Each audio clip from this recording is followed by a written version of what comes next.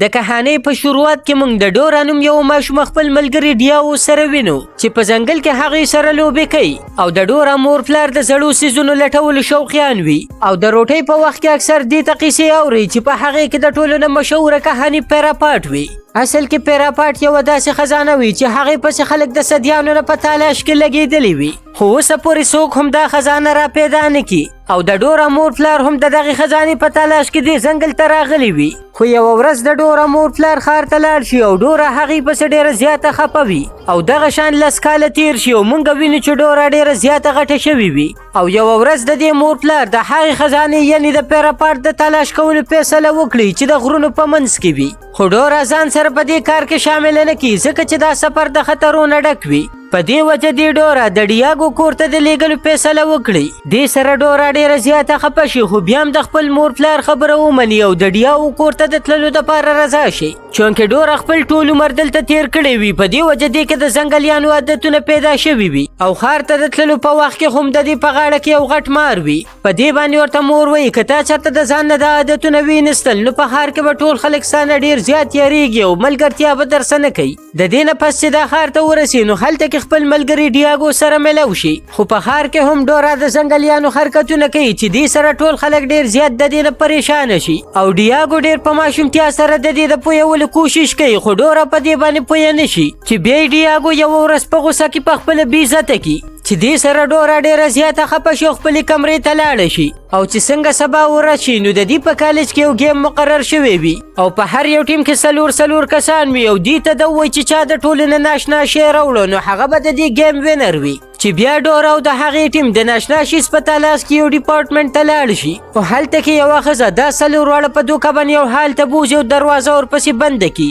چې د هغې نه پسې په یو بکسه کې ګیر کړي او د بېهوشه کېدو واله ګیس ورته پرېږدي او چې کله په هوش کې راشي نو دوی په یو هلیکاپټر کې یوې خوشې علاقې ته بوتلي وي. په دې کې اچانک یو کس دې بکسې خواله راشي او د دې بکسې نه سر کولو کړي. د دې کس نوم الکسندر وي چې ډورا ته وایي چې زه ستا د مور او پلار ملګری یم او ستا مور پلار په خطره کې دي او د هغې د بچ کولو دپاره ته لازمي یي. په دې وجه دې د دغه ځای نه راوتښتي خو په تښتېدو کې د ډورا ملاقات یوې چالاکې لومبړې سره وشي چې د ډورا د بیک نه د پیراپاټ نقشه پټه کړي او هغه کډنیپرز له ورکړي. ډورا او د هغې ملګري د کډنیپرز نه د نقشې اخیستلو ډېر کوشش کوي خو دوی په داسې کولو کې ناکامه شي چې بیا یې الکسندر په ګڼ ځنګل کې یو محفوظ ځای ته راولي او هلته کې ډورا له د هغې مور پلار یوه ډایري ورکړي او ورته وایي چې ما د ډېر وخت نه ستا د پلار مدد کول خو هغې سره اچانک زما رابطه کټ شوه او ما ته د هغې نه دا اندازه ولګېده چې ستا مور پلار په خطره کې دي. د دې نه پس چې ډورا دغه ډایري وګوري نو پته ورته ولګي چې د پیراپاټ په نقشه کې ډېر ښه خلکو خپل ځانونه بیللي دي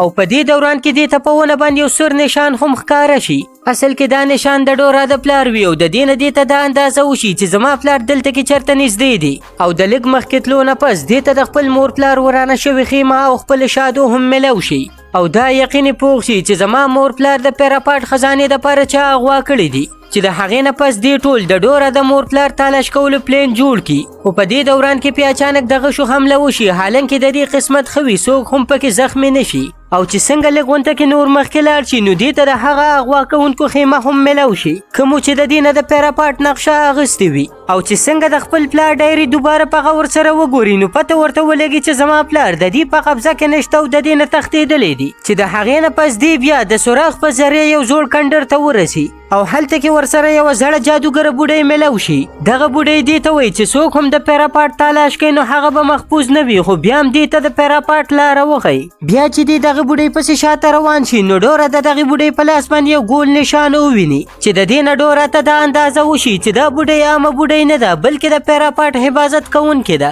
د دې نه پس چې دې لږ غونته کې نور مخکې لاړ شي نو په ډورا او په ډیاګو باندې د ځنګل د زهري له ګلونو اثر وشي چې دې سره دې بېهوشه شي خو د دې ملګري بالکل په صحیح وخت باندې دې ځای ته راشي او د دې ژوند بچ کړي چې بیا ډورا په خپله باندې د لارې جوړولو فیصله وکړي او په سفر کې د یو غر سر ته راوخیږي په دې کې اچانک ځمکه په رپېدو شي او په دغه ځای کې یو غټ غار وشي او دوی ټول لاندې راوغورځېږي. دا ځای دومره خطرناک وي چې څنګه د دې یو ملګري په غلطۍ کې یو ګیر سره لاس وجنګوي، نو په دې کې دغه ځای د اوبو نه په ډکېدو شي او دوی ټول د مرګ خولې طرف ته روان وي. خو په دې کې د ډورا یو ملګری د هوښیارتیا نه کار واخلي او لاندې یو پایه چې څنګه هغه توکي، نو ټول یو بل لاندې خوشي شي او د یو پیپ په ذریعه دوی هم یو تالاب ته راوغورځېږي. اوس ډورا ته دا اندازه وشي چې موږ پیراپاټ ته ډېر نږدې یو او دلته کې دې سره خپل مور پلار هم ملو شي. خو چې کله دا خپل مور پلار ته د الکسندر خبره وکړي چې موږ الکسندر بچ کړی یو، نو د دې مور پلار ډېر په حیرانتیا سره دې ته وایي چې موږ د الکسندر نوم یو سړی هم نه پیژنو.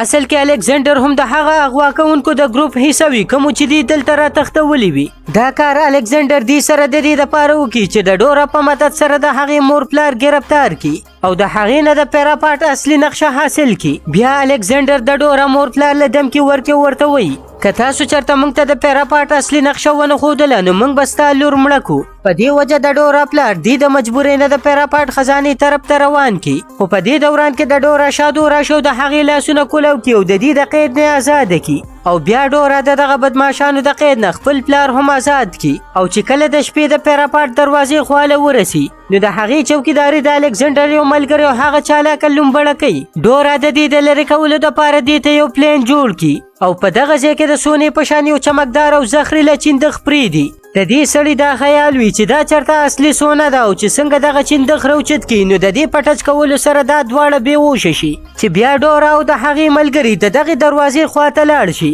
او چې څنګه ډیاګو د دغې دروازې مخې ته لګېدلی ګیر راښکته کړي نو دروازه ورته اچانک په خپله اټومیټیک کولو شي او چې دننه ورشي نو دې ته صرف ریفلیکټر ښکاره شي. ډورا خپلې شادو له بیټرۍ ورکړي او برې وخیجي او چې د بره نه دغه ریفلیکټر څه بیټرۍ ووخي چې دې سره په ټول ریفلیکټرز باندې رڼا پرېوځي او دویمه دروازه هم ورته کولو شي. خو په دې کې اچانک د ډیاګو د لاس نه یو ریفلیکټر پرېوځي چې دې سره دروازه دوباره په بندېدو شي. خو دې د دروازې د بندېدو نه مخکې دویمه اړخ ته راووړي او په دغه ځای کې چې د سونې دا دومره غټ بوت وویني نو د ټولو په مخونو باندې د خوشحالۍ نه خندا راشي. خو په دې کې د ډورا یو ملګري په غلط ځای باندې قدم کېږدي چې دې سره یوه ډېره خطرناکه دروازه کولو شي. خو دې څه په طریقه باندې د دغه جال نه ځان بچ کړي او دویم طرف ته راووړي. او اوس د دې مخې ته راشي اصلي خزانه. د دې خزانې راغستلو دپاره په دغه ځای کې د سونې یوه شادو وي او چې څنګه ډورا د دغې شادو نه د اجازت راغستلو دپاره د هغې خواله لاړه شي نو په دې کې الکسندر دې ځای ته راشي او دې ته وایي چې ستاسو ډېره مننه چې تاسو دې ځای ته په رارسولو کې زموږ دومره مدد وکړو. بیا الکسندر د سونې یوه سیکه راواخلي او دغې شادو یې په لاس کې کېږدي. د ده دا خیال وي چې دا دې شادو نه د پرمیشن اخیستلو طریقه ده. خو په داسې کولو سره په دغه ځای کې ځمکه کولی شي چې لاندې پکې اور لګېدلی وي او الکسندر دغې ته غورځېدلی واله وي. خو په دې کې د شاته نه یوه بله دروازه کولی شي چې د هغې نه د پیراپاټ حفاظت کوونکي راوځي او د دې مشره هغه بوډۍ وي کومه چې مخکې په ځنګل کې ډورا سره ملو شوې وي. په دې کې اچانک دغه بوډۍ په یوه ښایسته ښځه کې بدله شي او دې ته وایي چې د پیراپاټ نقشه د هر چا دپاره نه ده بلکې د هغه کسانو دپاره ده چاله چې د دې بوت نه د پرمیشن اخیستلو طریقه ورځي. بیا ډورا په یو کنډول کې اوبه راواخلي او د دغه بوت په لاس کې واچوي چې دې سره یوه بله دروازه کولو شي او د دې طرف ته یوه چمکداره رڼا را روانه وي. ډورا چې وګوري نو د دې مخې ته د سونې دومره غټ بوت وي چې ډورا په خوب کې هم داسې بوت نه وي لیدلی. دې سره د ټولو ساګانې ودرېږي. خو په دې کې یو بل مصیبت مخې ته راشي.